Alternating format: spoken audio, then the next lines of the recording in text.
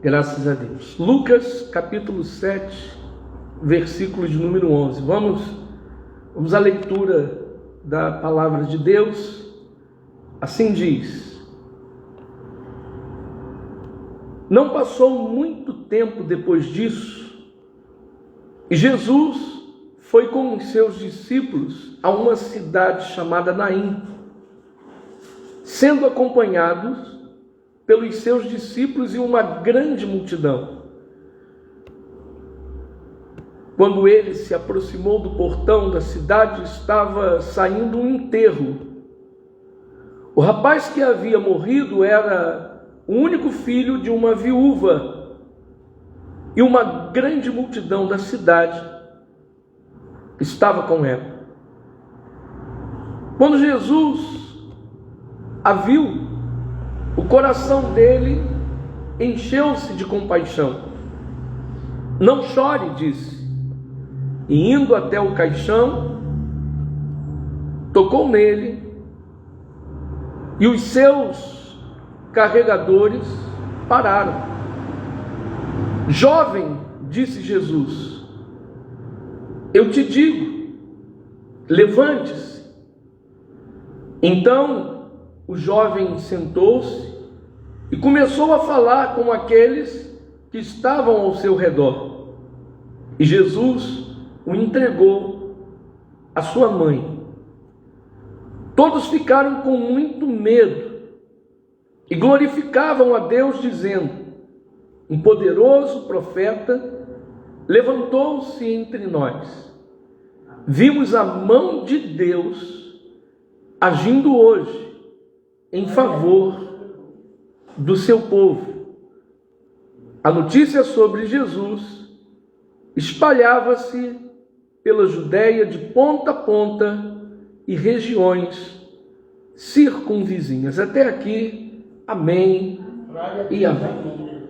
Senhor nosso Deus, nosso Pai, em nome do Senhor e Salvador Jesus Cristo, nós declaramos e recebemos mais uma vez, Senhor, que temos a mente de Cristo para entender e receber aquilo que Tu tens para nós nesta manhã tão abençoada e especial de quarta-feira aqui no Ministério Graça e Poder em Alcântara. Senhor, toma a nossa vida nas Tuas mãos, fala conosco, fala com os Teus filhos e filhas que estão aqui no templo, fala, Senhor, com os Teus filhos e filhas que estão me assistindo através do Facebook, através do YouTube, pessoas que me ouvem pela rádio. Fala conosco, fala com todos nós, através da palavra que acabamos de ler, pois todos nós precisamos, todos nós necessitamos das Tuas palavras para viver, não só hoje, mas sempre. Amém e amém. Amém, queridos? Glória a Deus. Vamos abrir o nosso coração para receber aquilo que Deus tem preparado para nós. Nós lemos aqui a história em Lucas, capítulo 7, do versículo 11 em diante. Nós lemos aqui a história da ressurreição do filho da viúva da cidade de Naim. Eu quero que você hoje medite comigo sobre causas impossíveis. O que nós lemos aqui, aos olhos naturais, aos olhos humanos, era impossível. Aos olhos carnais, o rapaz já estava morto e prestes o quê? A ser sepultado, a ser enterrado. Não tinha mais jeito. Aos olhos naturais, acabou. Só faltava enterrar o defunto. Mas quando Jesus, ele chega na vida de alguém, como chegou na nossa vida, não é para melhorar, não é para colocar uma maquiagem sobre a situação. Ele vem para mudar, ele vem para transformar. Às vezes eu vejo alguns adesivos no carro dizendo assim: ora que melhora. Peraí, eu vou orar para melhorar ou para obter uma transformação de vida? Eu tenho que orar para que a coisa venha mudar, e mudar para melhor. Jesus, quando chega na nossa vida, Ele não chega para melhorar a situação. Ele não chega como um paliativo. Não. Ele chega para mudar, como Ele chegou na vida dessa viúva, que estava chorando e que já estava se acostumando com a ideia de que seu filho realmente, o que restava era enterrá-lo, era sepultá-lo. Perceba que Jesus tem compaixão dessa mulher, se aproxima dela e diz: não chore. Eu já falei por diversas vezes aqui que esse não chore de Jesus tem um significado muito grande. Foi como se Jesus dissesse para ela: olha, vou resolver essa situação.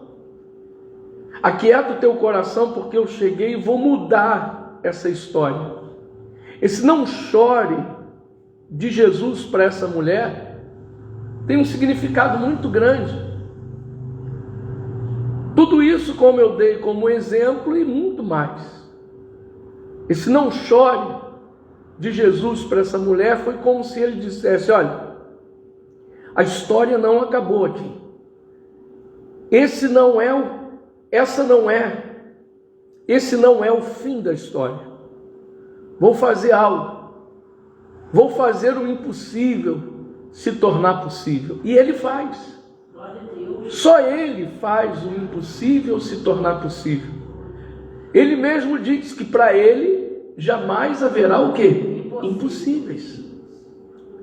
Às vezes nós nos deparamos com certas situações que aos olhos naturais é impossível de ser resolvido, resolvida, de ser solucionado. Há causas as quais nós nos deparamos com elas, que às vezes são causas, humanamente falando, impossíveis de serem solucionadas. Mas aquele que segue a Jesus não pode se esquecer de uma coisa: que tudo é possível aquele que crê, e que para Jesus jamais haverá impossíveis. Mas na maioria das vezes, isso acontece com as pessoas. Acontece o quê? Elas esquecem desse detalhe, que para Jesus não tem impossíveis e que tudo é possível àquele que crê. Nós não podemos nos esquecer disso de jeito algum, de forma alguma, de maneira alguma. Nós temos que guardar, nós temos que esconder essa palavra dentro da gente e seguir com essa palavra. Nós não podemos de maneira alguma desanimar quando aos olhos naturais os problemas que nos cercam são impossíveis de ser solucionados.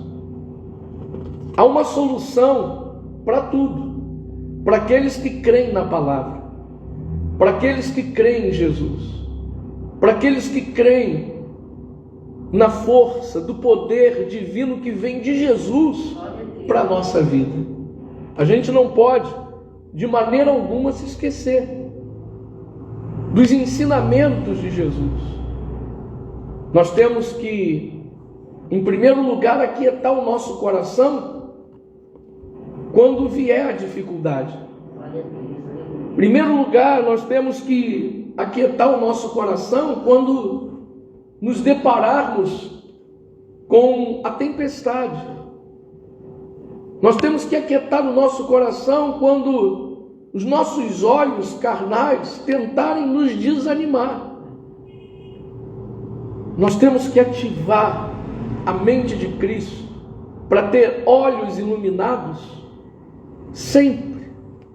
Porque todos nós que aqui estamos, nós nos deparamos e ainda iremos nos deparar ainda muito mais com situações complicadíssimas. E cada situação complicada que a gente enfrenta, É uma experiência de vida que nós temos. Hoje nós estamos passando por uma luta, mas essa luta que nós estamos passando não é em vão. Lá na frente, nós vamos nos deparar com pessoas que irão passar o mesmo que nós estamos passando hoje. E hoje nós vamos vencer. Nós vamos triunfar sobre o problema, sobre a dificuldade, sobre as causas impossíveis. Para que lá na frente, como eu disse, volto a repetir, possamos consolar, possamos confortar e que haja uma palavra na nossa boca para animar aqueles que um dia irão passar o que nós estamos passando hoje. O que nós passamos nessa vida não é à toa, não é em vão. Se você ler o livro de Eclesiastes 3, capítulo 3, você vai ver que há um propósito para tudo. Há um propósito para tudo, há tempo para tudo. E a gente também não pode se esquecer disso. Nada é em vão. Nada é por um acaso. Se nós cremos que Deus está no controle de tudo e todas as coisas, então temos que acreditar. Nós temos que acreditar piamente que Deus sabe perfeitamente o que faz. Se nós estamos passando o que estamos passando, ou é segundo a vontade dele, ou é com a permissão dele, porque está escrito lá em Romanos 8:28, que todas as coisas cooperam para o bem daqueles que amam a Deus. Ou seja, Deus pode permitir ou Ele pode fazer com que algo aconteça segundo a vontade dEle na nossa vida, mas tudo que vem acontecer está contribuindo, está colaborando para o nosso próprio bem. Era da vontade de Deus que Jó sofresse o que sofreu? Não. Mas Ele permitiu, porque Ele sabia quem era Jó. Ele sabia que Jó ia suportar. Ele sabia que Jó não ia abrir a boca para reclamar, para murmurar. Então ele permitiu com que Jó passasse o que Jó passou, porque ele tinha um propósito na vida do próprio Jó. E ao mesmo tempo ele permitiu que Jó passasse o que Jó passou para envergonhar o diabo, para mostrar que Satanás é derrotado e nós, como Jó, somos mais que vencedores em Cristo Jesus. Amém, queridos? Deus, Ele permite ou Ele faz acontecer algo segundo a vontade dEle na nossa vida. Será que foi por um acaso que Deus chega nessa cidade aqui, que Jesus chega nessa cidade? Não foi por um acaso. Ninguém sabia.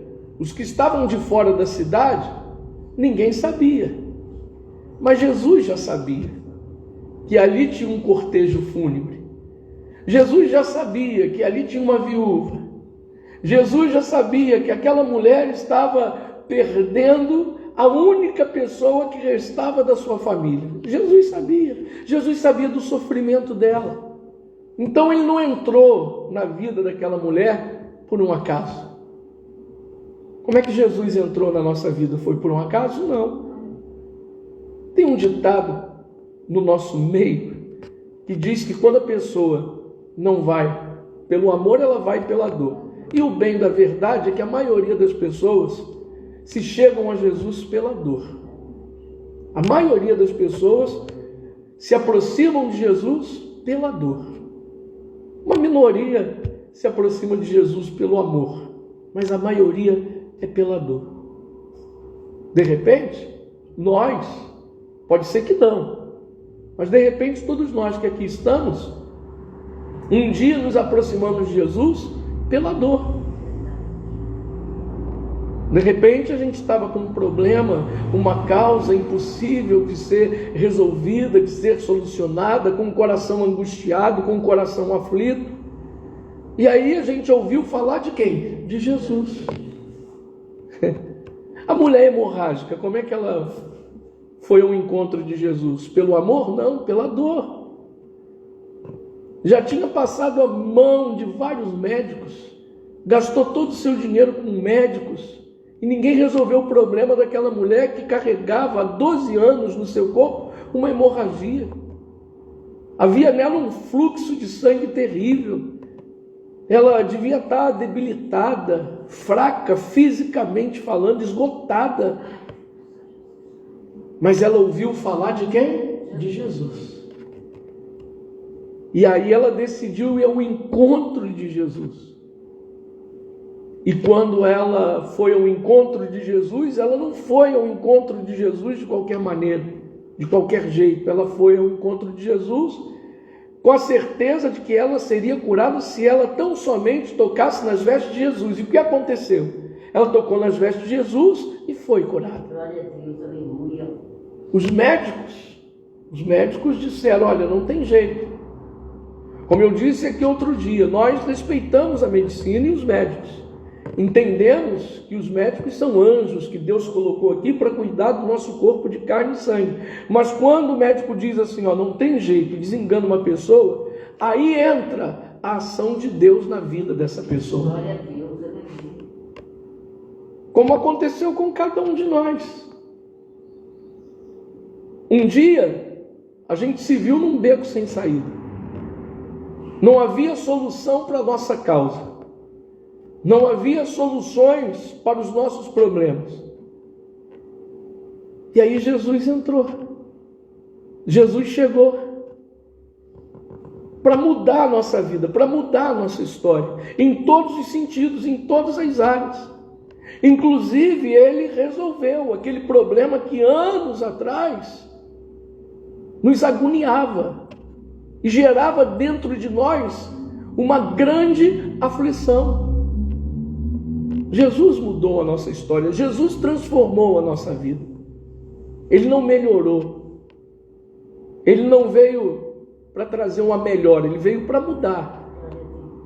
E ele também mudou a nossa vida porque cada um de nós desejávamos isso. Ou seja, as pessoas elas têm que querer que Jesus mude a sua vida. As pessoas têm que querer que Jesus mude a sua história. Foi como eu falei agora há pouco, tudo é possível àquele que crê. Se a pessoa não crê, repare que as pessoas iam ao encontro de Jesus porque elas criam, porque elas tinham a certeza de que Jesus faria algo na vida delas. Agora, tem umas exceções, como aquele homem que estava num canto jogado, quase à beira do tanque de Betesda. A Bíblia diz que esse homem estava distante dos demais enfermos e doentes que havia ao redor de um tanque chamado Betesda. Uma multidão de enfermos e doentes estavam ali ao redor daquele tanque, porque a misticidade ali naquele lugar era grande. Alguém um dia falou, alguém um dia disse que um anjo descia de vez em quando, movimentava as águas, e quando isso acontecia, o primeiro que se lançasse nas águas era curado. Então aquele lugar ali se tornou um lugar místico, como nos dias de hoje há muitos lugares místicos. Tipo, ó, lá está dando uma rosa poderosa, aí vai todo mundo atrás da rosa poderosa. Olha, tal lugar está dando aí um saquinho de sal grosso abençoado, aí vai todo mundo atrás. Sabe como é que é? As pessoas estavam ali ao redor daquele tanque esperando o anjo, porque a onda era essa, a moda era essa, a notícia era essa. A notícia do momento era que um anjo descia no tanque de Betesda, movimentava as águas, e todo aquele que se lançasse nas águas, depois, o primeiro só, depois do movimento das águas pelo anjo, seria curado.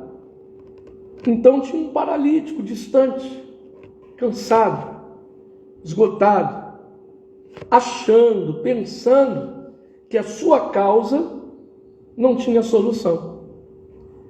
O interessante é que a Bíblia narra que Jesus passa no meio da multidão de enfermos e doentes e ninguém repara em Jesus, porque está todo mundo focado nas águas, está todo mundo esperando o anjo. E eu pergunto para vocês, quem é maior, Jesus ou o anjo? Ora, Jesus é maior.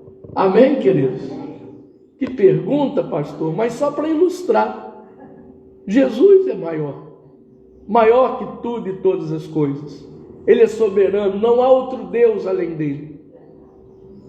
Mas ele passa no meio de uma multidão de coxo, aleijado, cego, surdo, mudo, um monte de gente doente. Ele passa no meio dessa gente, ninguém dá bola para ele. E ele continua a sua caminhada e ele vai, como eu disse, há uma exceção. Ele vai ao encontro de um paralítico que estava um pouco distante dali. E Jesus, quando chega perto dele, faz a seguinte pergunta: você quer ser curado? Aí o paralítico diz assim: eu até quero, mas tem um problema. É que quando o anjo desce para movimentar as águas, só o primeiro que se lança nas águas é curado de toda doença, de toda enfermidade. E eu sou paralítico. E eu sou um dos menos favorecidos. Porque quando o anjo desce e movimenta as águas, e eu tento me lançar, sempre vai um na minha frente. Então a gente entende que aquele paralítico estava cansado, estava esgotado. Ele já estava conformado com a paralisia dele. Ele já estava conformado com a situação que ele estava vivendo. A gente não pode se conformar com a situação que estamos vivendo. Se Jesus pode, se Jesus é poderoso para mudar a nossa vida, a nossa história, peraí, não, eu não vou me conformar com essa situação. Jesus, filho de Davi, como disse o cego, tenha misericórdia de mim. Senhor, eu sou pecador, eu sou falho, eu tenho erros, mas tenha misericórdia, Jesus. Tenha misericórdia de mim. Eu creio no Senhor. Eu sei que o Senhor pode mudar a minha história. Eu sei que o Senhor pode mudar tudo na minha vida. Eu não vou me conformar com essa situação. O Senhor vai mudar. Muda a minha história, Jesus. E Jesus gosta de gente assim, intrépida, ousada, que chega para ele e diz: olha, eu creio que o Senhor pode. O Senhor pode fazer, eu acredito que o Senhor pode. Jesus gosta de gente assim. Mas ele pergunta para aquele paralítico: você quer ser curado? E ele diz que não pode, porque ele é um dos menos favorecidos ali naquele lugar. Mas por que ele falou isso? Porque ele não sabia quem era Jesus. Ele não conhecia Jesus. Aí Jesus disse para ele assim: fica curado, levanta, anda. E a Bíblia diz que Jesus estende a mão para ele e o homem fica de pé. Diga glória a Deus. Ele fica de pé, o coxo fica de pé, o paralítico fica de pé. E aí o homem sai glorificando e exaltando a Deus. Ele não conhecia, mas agora ele passou a conhecer. Aí fizeram depois uma pressão em cima dele, os líderes religiosos disseram: ué, mas quem curou você? Ah, foi Jesus. Jesus? Jesus me curou. Me mandou levantar, eu levantei. Jesus pode resolver qualquer causa, principalmente as que por nós são consideradas o quê? Impossíveis. Ele pode. Jesus cura aquele paralítico à beira do tanque de Betesda, e os outros continuam lá esperando o anjo movimentar as águas. Meu irmão amado, minha irmã, nós sabemos que os anjos ministram em nosso favor sob as ordens de Deus. Agora, nós não temos que esperar pelos anjos. A nossa força vem de Jesus. Jesus é a força da nossa vida. Ele é tudo para a gente. Não é em nome de Paulo que a gente vai resolver a nossa causa. Não é em nome de Pedro. Não é em nome de João. Não é em nome de Maria. Não é em nome de José. O nome, que é o nome sobre todo nome, é o nome de Jesus. Jesus é o nome sobre todo nome. Glória a Deus. Jesus é o nome sobre todo nome. No nome de Jesus eu costumo dizer que não há um simples poder, há todo poder no nome de Jesus. E voltando ao texto que nós lemos, depois que Jesus diz para aquela mulher, ela não chora, ele vai na direção do esquife, ou seja, do caixão, onde homens carregavam aquele caixão e o menino ali morto. Ele toca no caixão e todo mundo para. E ele diz para aquele que está morto, rapaz, levanta. E o que está morto ressuscita. O natural da coisa ali era sepultar o rapaz. Mas preste atenção, isso era óbvio para aqueles que estavam acompanhando aquele cortejo fúnebre. Para quem estava no velório, o óbvio era esse, porque haviam duas multidões: a multidão que estava no enterro e a multidão que estava seguindo quem? Jesus. A multidão que estava no enterro estava pensando assim: vamos enterrar esse rapaz e ponto final. Agora a multidão que estava seguindo Jesus devia estar assim: vai acontecer alguma coisa. Jesus vai fazer um milagre, Jesus vai fazer algo. A multidão, quem segue a Jesus, está sempre esperançoso. Quem segue a Jesus está sempre crendo no milagre, no sobrenatural. Quem segue a Jesus não tem um outro pensamento. Quem segue a Jesus só consegue armazenar na mente pensamentos de vitória, pensamentos positivos. Glória a Deus, irmãos. Aquela multidão que estava seguindo a Jesus devia estar ali, olha, na expectativa de aquele que é morto ressuscita. E ele entrega aquele que estava morto à sua mãe. E a Bíblia diz que todo mundo ficou admirado, todo mundo temeu a Jesus, e todo mundo glorificava a Deus, e todo mundo dizia: um poderoso profeta levantou-se entre nós. E eles diziam: vimos a mão de Deus agindo hoje em favor do seu povo. A mão de Deus está sobre nós. Jesus está no controle da nossa vida. Essa causa que nós estamos enfrentando tem solução, será solucionada. Esse problema que nós estamos enfrentando, seja lá de que ordem for, tem solução. Em nome de Jesus, essa é a palavra de Deus para a nossa vida. Levante as suas mãos. Pai querido e Pai amado, eu te agradeço, porque sairemos daqui hoje acreditando que tudo é possível para o Senhor e tudo é possível àquele que crê. Sairemos daqui hoje cantando o hino da vitória, sairemos daqui hoje esperançosos. Sairemos daqui hoje, Jesus, glorificando cada um aqui nos teus braços, e derrama toda sorte de bênçãos sobre nós. Senhor Jesus, nós cremos que sairemos desse beco sem saída. Nós cremos que esse problema, ou os problemas que nos cercam, cairão por terra da nossa vida. Senhor Jesus, nós cremos que estaremos em breve num lugar de exaltação, onde o Senhor nos colocará. Senhor Jesus, nós cremos que o teu poder já está operando em nós, e que grandes coisas irão acontecer, para que o teu nome seja glorificado, para que o teu nome seja exaltado.